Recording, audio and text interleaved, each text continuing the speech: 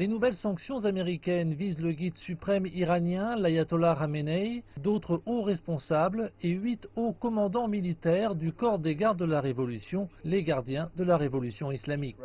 Ces mesures représentent une réponse forte et proportionnée aux actions de plus en plus provocatrices de l'Iran.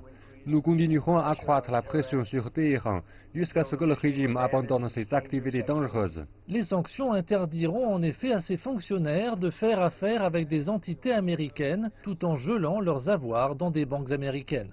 À ceux qui affirment que ce ne sont que des symboles, ce n'est pas du tout le cas. Nous avons littéralement bloqué plusieurs dizaines de milliards de dollars.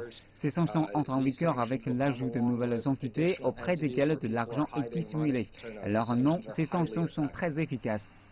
L'année dernière, le président Trump a sorti les États-Unis de l'accord nucléaire iranien, alors que Téhéran a affirmé qu'il respectait cet accord. Donald Trump veut maintenant des négociations directes avec l'Iran pour forger un nouvel accord nucléaire. Le ministre iranien des Affaires étrangères, Mohammad Javad Zarif, qui pourrait être la cible de sanctions plus tard cette semaine, a rejeté les motivations du gouvernement Trump. Sur Twitter, il précise « Ils méprisent la diplomatie et ils ont soif de guerre ». Les sanctions existantes ont certes eu un impact négatif sur l'économie iranienne, mais elles n'ont pas pour autant amené les responsables à la table des négociations. On ne peut initier de dialogue avec quelqu'un qui vous menace, qui cherche à vous intimider. Aujourd'hui, nous avons été témoins de la tentative des États-Unis d'imposer une autre série de sanctions à l'encontre de l'Iran. Comment peut-on dialoguer avec quelqu'un dont la première des préoccupations est d'imposer davantage de sanctions à l'Iran?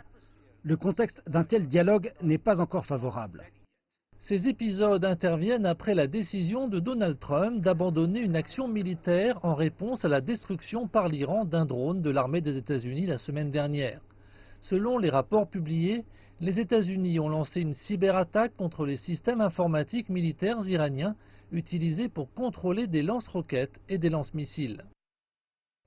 L'Iran a affirmé que ces attaques n'avaient pas abouti et que la République islamique était toujours capable de s'attaquer aux drones américains. Dans une telle éventualité, nul ne peut prédire la réaction du président Trump.